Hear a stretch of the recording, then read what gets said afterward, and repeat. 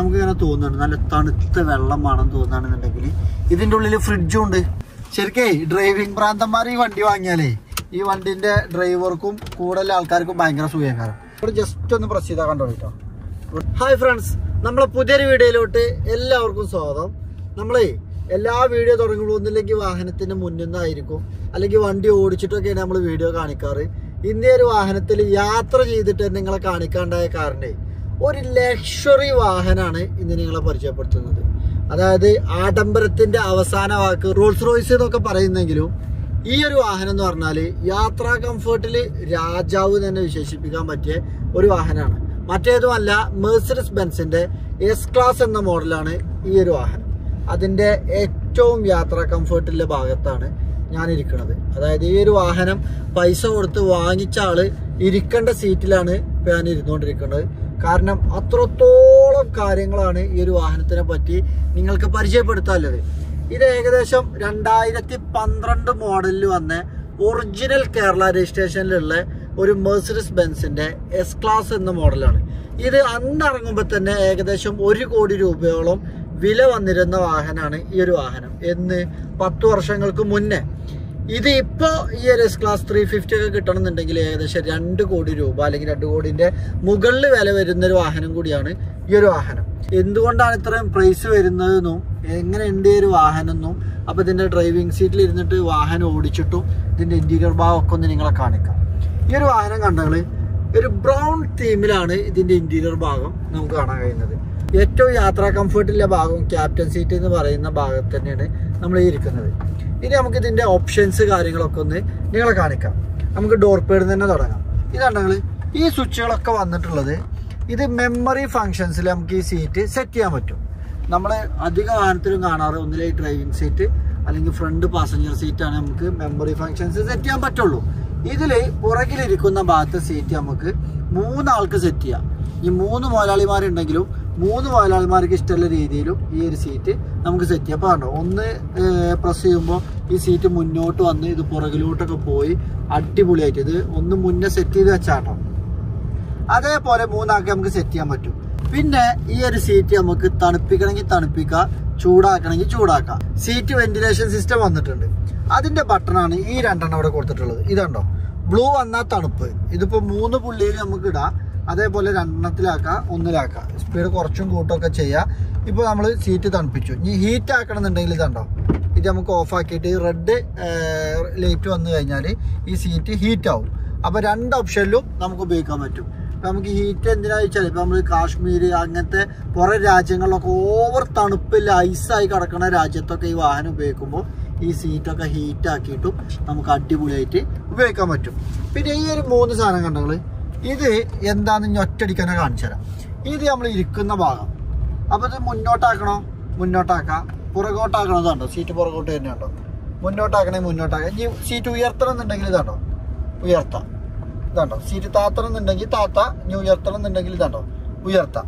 അതേപോലെ ഈ ഒരു സംഭവമാണ്, ഇത് നമ്മൾ ചാരിയിരിക്കുന്ന ഭാഗമാണ്. ഇത് നമ്മൾ മുന്നോട്ടാക്കി കഴിഞ്ഞാൽ ഇത് മുന്നോട്ട് വരും. ഇതാണ്ടോ. അതേപോലെ ബാക്കോട്ട് ആയി കഴിഞ്ഞാൽ നമുക്കിത് അഡ്ജസ്റ്റ് ചെയ്യാൻ പറ്റും. അപ്പോൾ ഏതൊരാൾക്കും ഏത് രീതിയിലാണോ യാത്ര ചെയ്യേണ്ടത് ആ രീതിയിൽ എങ്ങനെയാണോ കംഫർട്ട് ആ രീതിയിൽ നമുക്ക് സെറ്റ് ചെയ്യാൻ പറ്റും. ഈ ഒരു സാധനമാണ് നമ്മൾ ഹെഡ് റെസ്റ്റ് അഡ്ജസ്റ്റ് ചെയ്യാനുള്ള ബട്ടൺ. ഇത് കണ്ടോളിട്ടോ, ഇത് വരുന്നുണ്ടോ, ഇത് ഏത് രീതിയിൽ നമുക്ക് ഇതും അഡ്ജസ്റ്റ് ചെയ്യാൻ പറ്റും. അതിനൊക്കെ ഉള്ളൊരു ബട്ടണാണ് ഈ വന്നിട്ടുള്ളത്. പിന്നെ നിങ്ങളെ കാണിക്കാനുള്ളത് ഇതാണ്ടോ, ഇവിടെ നമ്മളെ പവർ വിൻഡോന്റെ സിസ്റ്റം വന്നിട്ട് ഇത് 2 കൊടുത്തിട്ടുണ്ട്. ഈ ബാക്കത്തെ 2 പവർ വിൻഡോസും നമുക്ക് ഇവിടെ ഇരുന്ന് അഡ്ജസ്റ്റ് ചെയ്യാൻ പറ്റും. ഇനി ഇതാണ്ടോ, ഈ ഒരു കർട്ടൺ നമുക്ക് ആദ്യം താക്കാം. ഇതാണ്ടോ, ആദ്യം നമ്മൾ പവർ വിൻഡോന്റെ ബട്ടണിൽ നിൽക്കുമ്പോൾ ഈ കർട്ടൺ താകും. പിന്നെ നമുക്ക് പൊന്തിക്കണം എന്നുണ്ടെങ്കിൽ ജസ്റ്റ് ഒന്ന് പ്രസ് ചെയ്ത് വിട്ട് കഴിഞ്ഞാൽ ആ കർട്ടൺ നമുക്ക് പൊന്തിക്കാനും പറ്റും. അത് 2 മിററിലും വന്നിട്ടുണ്ട്. അതിനുശേഷം നമുക്ക് ഒന്നും കൂടെ പ്രസ് ചെയ്ത് കഴിഞ്ഞാൽ നമ്മളെ പവർ വിൻഡോ താഴ്ത്താനും പറ്റും. അത് നമുക്ക് പൊന്തിച്ചിടാം. പുറത്തുനിന്ന് വെയിലുണ്ടായതുകൊണ്ട് ചിലപ്പോൾ ക്യാമറ ക്ലാരിറ്റി കമ്മിയാകാൻ സാധ്യതയുണ്ട്. അത് നമുക്ക് കർട്ടണും പൊക്കാം. അപ്പോൾ അങ്ങനെ നമുക്ക് കർട്ടണും പൊക്കാൻ പറ്റും. ഇനി ഇവിടെ കണ്ടെങ്കിൽ കുറച്ച് വീതിയിലൊരു ബട്ടൺ വന്നിട്ടുള്ളത്. ഇതെന്താ സംഭവം ചോദിച്ചാൽ, ഇപ്പോൾ ബാക്കത്തെ കർട്ടൺ നോക്കിക്കോളിട്ടോ, ഇതാണോ, അത് നമുക്ക് താഴ്ത്താൻ പറ്റും. എങ്ങനെയുണ്ട്? ഇനി അത് അതേപോലെ തന്നെ ഈ പവർ വിൻഡോന്റെ സ്വിച്ച് നമ്മൾ മേലക്ക് ആക്കുമ്പോൾ അത് അതേപോലെ തന്നെ മേലക്ക് ഉയർന്നു വരും ചെയ്യും. ഒക്കെ ഒറ്റ പ്രസ്സിലാട്ടോ, ഒറ്റ പ്രസ്സിൽ വെക്കാൻ മതി. ഇതാട്ടോ, ആളവിടെ എത്തി. അപ്പോൾ ഇത്തരം സെറ്റപ്പുകൾ കാര്യങ്ങൾ അതായത് മുഴുവൻ കൺട്രോളും ഈ സീറ്റിലിരിക്കുന്ന ആൾക്ക് ചെയ്യാൻ പറ്റും. അതേപോലെ എസിൻ്റെ കൺട്രോൾ യൂണിറ്റാണ് ഇവിടെ വന്നിട്ടുള്ളത്. ഓട്ടോ ഓഫ് അതേപോലെ നമുക്ക് സീറ്റിൻ്റെ കൂൾ എത്ര ഡിഗ്രിയിലാണ് വേണ്ടത് കാര്യങ്ങളൊക്കെ സെറ്റ് ചെയ്യാല്ലേ സംഭവം വന്നിട്ടുണ്ട്. ഇപ്പോൾ 17 ഡിഗ്രി അതിൻ്റെ ബട്ടൺസാണ് വന്നിട്ടുള്ളത്. ഇത് എങ്ങനെയാണ് എയർ ഫ്ലോ വേണ്ടത്, അതിൻ്റെ AC വെൻറ്റുകളുണ്ട്, അത് അഡ്ജസ്റ്റ് ചെയ്യാനുള്ള ഭാഗം കാണാം. അതേപോലെ ഇവിടെയും ACൻ്റെ വെന്റിലേഷൻ കാര്യങ്ങളൊക്കെ വന്നിട്ടുണ്ട്. അതേപോലെ ഇനിയിപ്പോൾ ഒരു റീഡിംഗ് ലൈറ്റ് കാര്യങ്ങളൊക്കെ ഇവിടെ കൊടുത്തിട്ടുണ്ട് കേട്ടോ. നല്ല അടിപൊളി റീഡിംഗ് ലാമ്പ് കാര്യങ്ങളൊക്കെ കൊടുത്തിട്ടുണ്ട്. ഇനി കുറച്ച് മേക്കപ്പ് ഒക്കെ ചെയ്ത് അടിപൊളിയായി ചുരുക്കിൽ യാത്ര ചെയ്യണമെന്നുണ്ടെങ്കിൽ നമ്മൾ മേക്കപ്പ് ഇടാത്തതുകൊണ്ട് അതിൻ്റെ ആവശ്യമില്ല. പക്ഷേ ചില സെലിബ്രിറ്റികളുണ്ട് യാത്ര ചെയ്യുമ്പോൾ എവിടെയെങ്കിലുമൊക്കെ ചെല്ലുമ്പോൾ നല്ല പൗഡറൊക്കെ ഇട്ട് കുട്ടപ്പനാവണമെന്നുണ്ടെങ്കിൽ ഇവിടെയും മിറർ കൊടുത്തിട്ടുണ്ട്.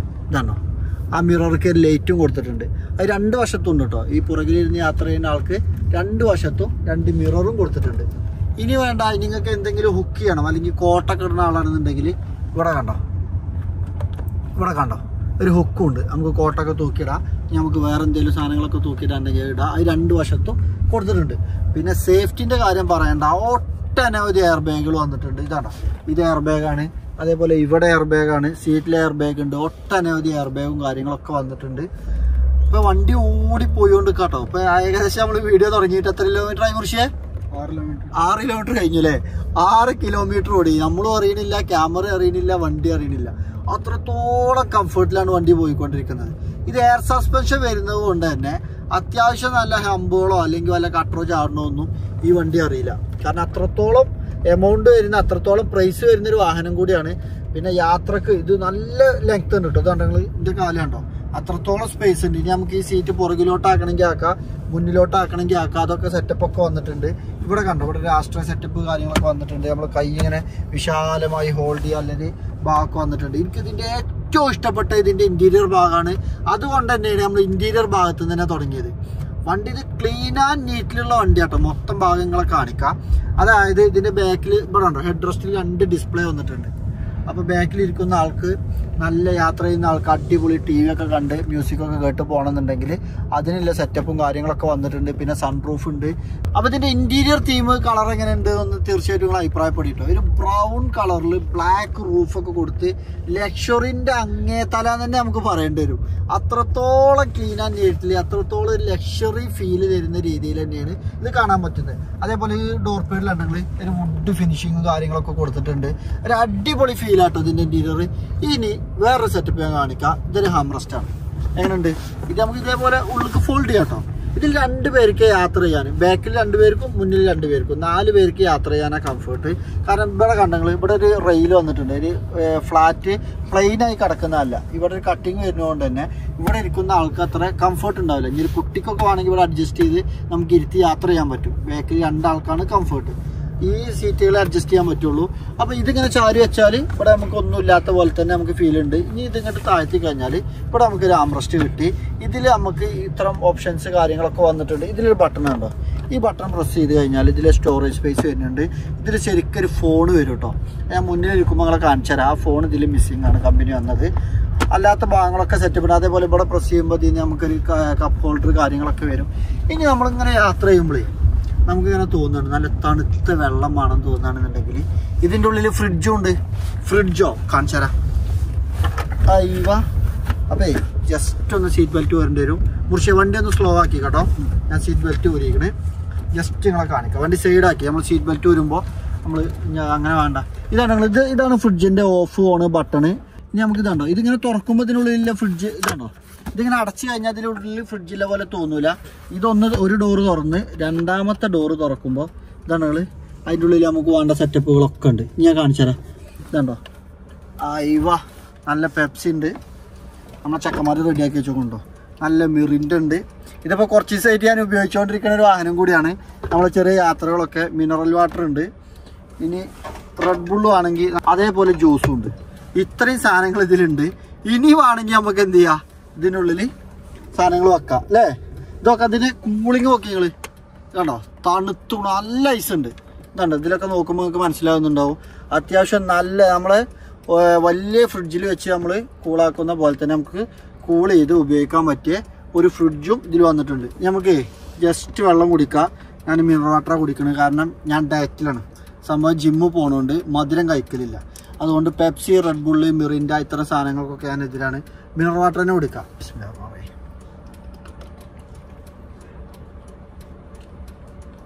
അടിപൊളി. നിങ്ങൾ ഈയിലെ യാത്ര ചെയ്യുമ്പോഴും ഈ ഒരു സെറ്റപ്പ് മാട വണ്ടിയിലുണ്ടെങ്കിൽ എങ്ങനെ ഉണ്ടാവും? ജസ്റ്റ് ഇത് കാണിച്ചപ്പോൾ ഇതുമാടെ ഞങ്ങൾ കാണിച്ചതാണ്. കാരണം ലക്ഷറിൻ്റെ അവസാന വാക്ക് തന്നെ നമുക്ക് ഇതിനെ വിശേഷിപ്പിക്കേണ്ടി വരും. ഇനി വേറെ വണ്ടികൾ ഉണ്ടെന്നുണ്ടെങ്കിൽ ഇതുമാടെ ഞങ്ങൾ അവസാന വാക്കിലാണ് കൂട്ടി. എന്നാലും ഞാനേ ഏതൊരു വണ്ടീൻ്റെ വീഡിയോ എടുത്തപ്പോൾ ആഡംബരത്തിൻ്റെ അവസാന വാക്ക് എന്ന് പറഞ്ഞ് പേച്ചു പോയി.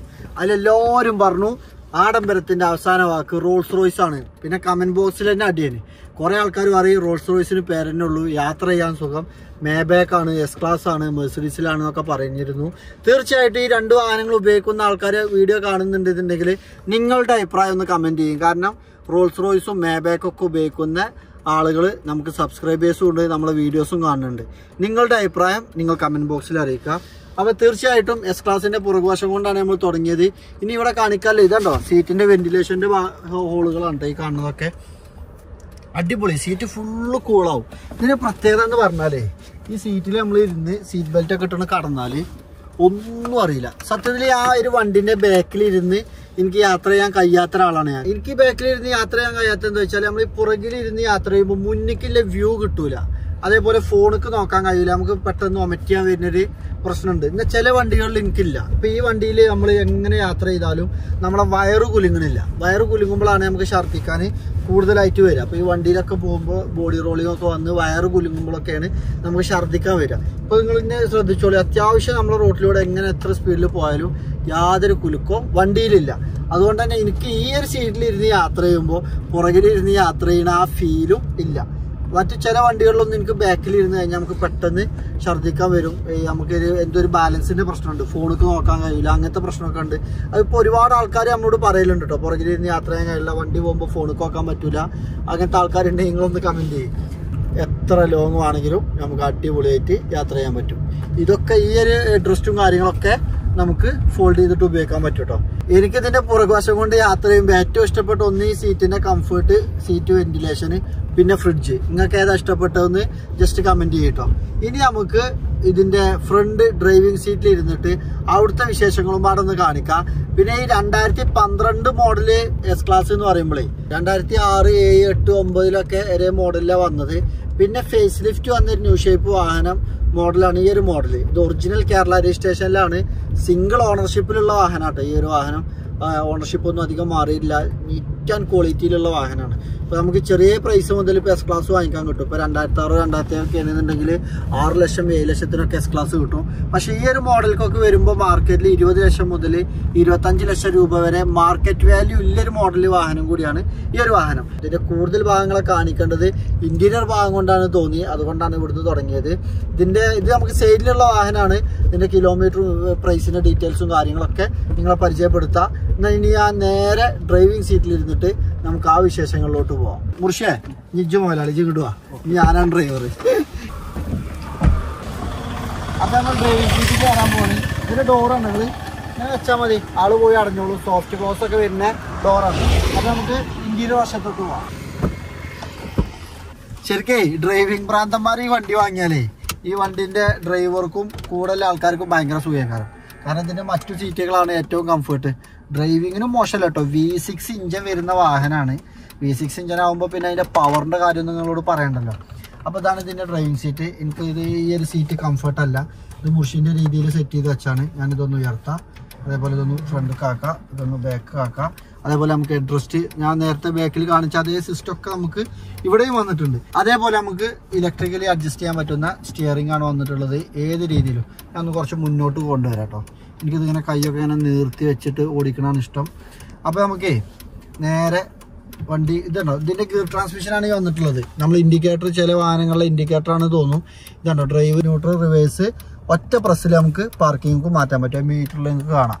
നമ്മൾ നേരെ താഴത്തോട്ടാക്കിയാൽ ഡ്രൈവ് മോഡായി, നേരെ മേലോട്ടാക്കിയാൽ ന്യൂട്രായി, ഒന്നുപാടെ മേലോട്ടാക്കിയാൽ റിവേഴ്സായി. ജസ്റ്റ് ഒറ്റ പ്രസ്സിൽ പാർക്കിംഗ് ഗിയർക്കും മാറി.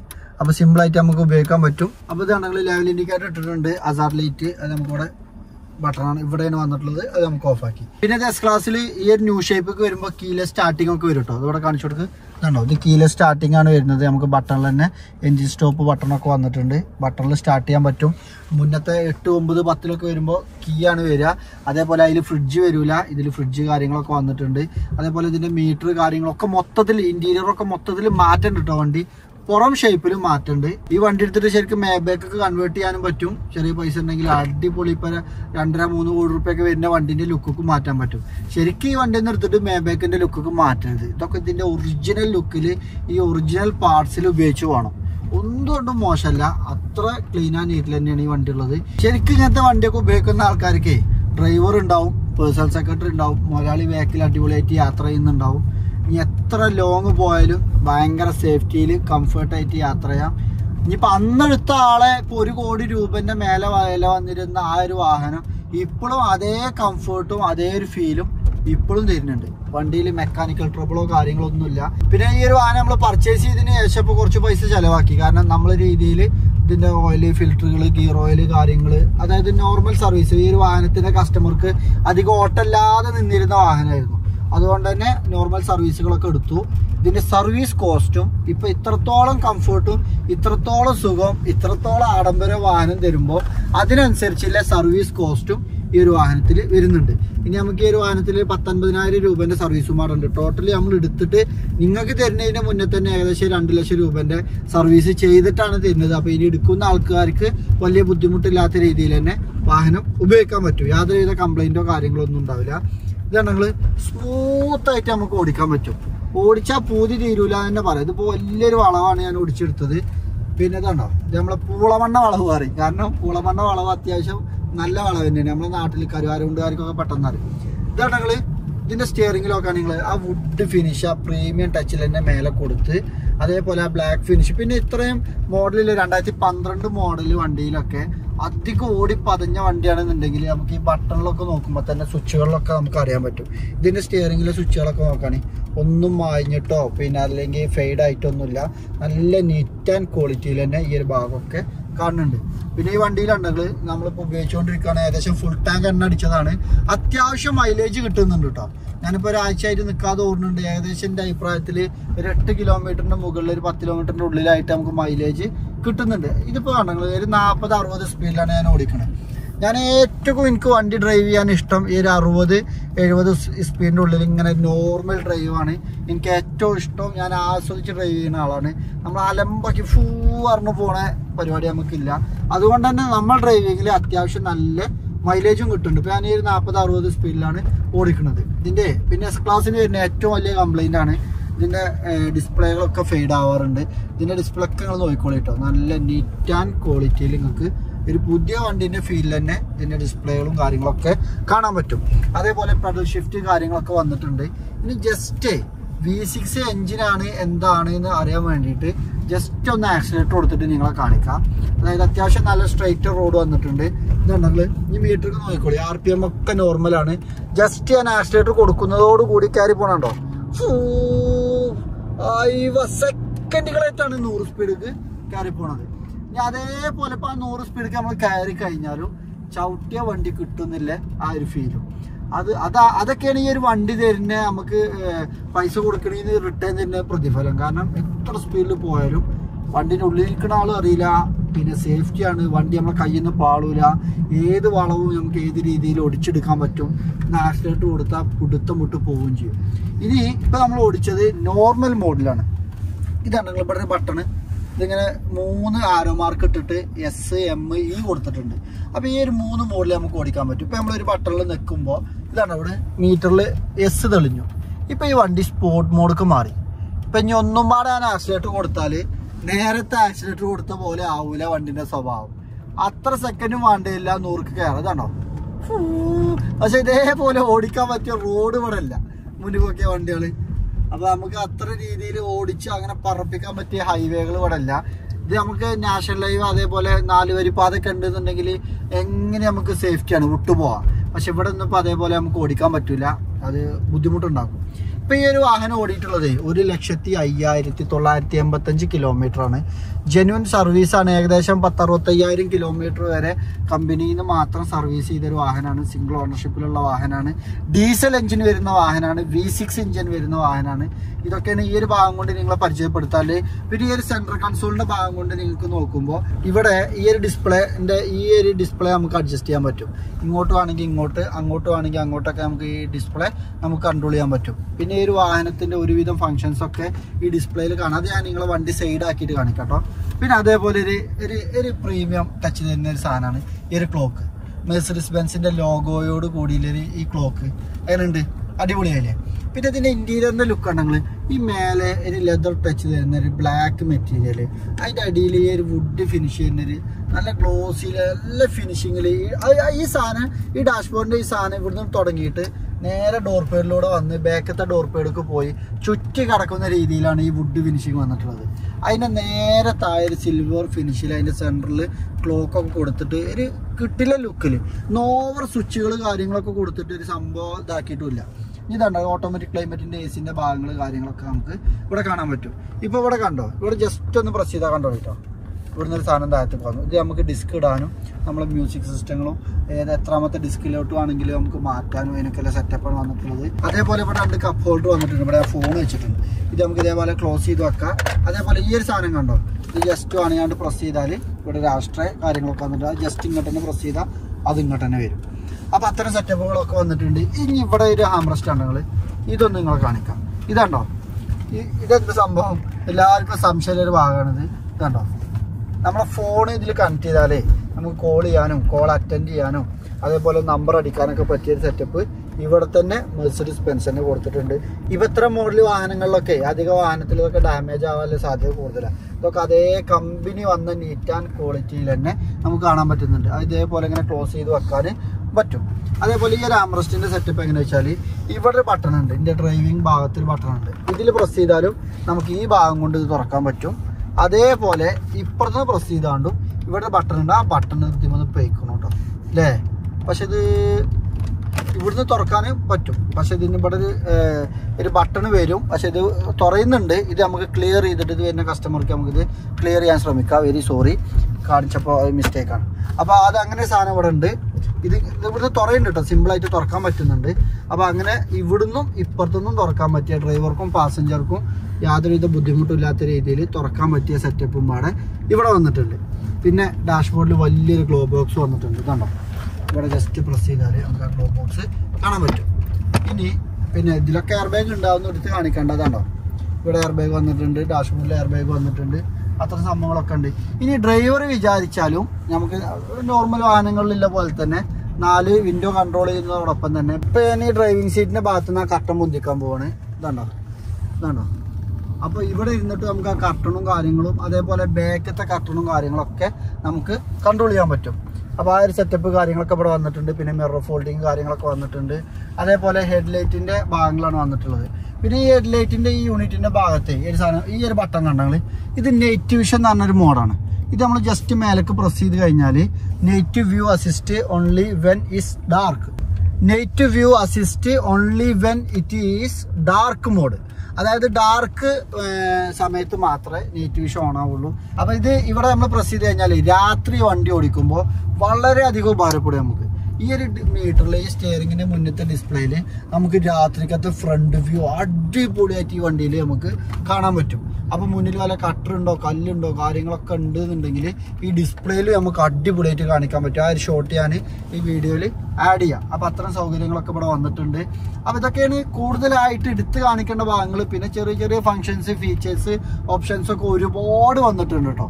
അതേപോലെ ഈ ഒരു വാഹനത്തിന്റെ ഇന്റീരിയർ ക്വാളിറ്റി എന്ന് പറഞ്ഞാൽ ഒരു പുതുപുത്തൻ ഫീൽ തന്നെ നമുക്ക് കാണാൻ പറ്റുന്നുണ്ട്. അപ്പോൾ ഈ ഒരു വാഹനത്തിന്റെ നമ്മൾ പ്രൈസ് ഉദ്ദേശിക്കുന്നത് 19,90,000 രൂപയാണ് നമ്മൾ ആസ്ക് ചെയ്യുന്നത്. എന്താ നിങ്ങൾ 20 ലക്ഷം കാട്ടിന്ന് ആരും ചോദിക്കരുത്. ലാസ്റ്റ് ആക്കി പറഞ്ഞതാണ്, ഫൈനൽ പ്രൈസ് ആണ്. അപ്പോൾ താല്പര്യമുള്ള ആളുകൾക്ക് കോൺടാക്ട് ചെയ്യുക. ബാക്കി ഡീറ്റെയിൽസും കാര്യങ്ങളൊക്കെ നിങ്ങളുമായി പങ്കുവെക്കുന്നതാണ്. പിന്നെ ഇത് ഫാൻസി നമ്പറാണ്, സിംഗിൾ നമ്പറാണ്. അതൊക്കെ ഇതിൻ്റെ ഓരോ പ്രത്യേകതകളാണ്. ഒറിജിനൽ കേരള രജിസ്ട്രേഷൻ ആണ്.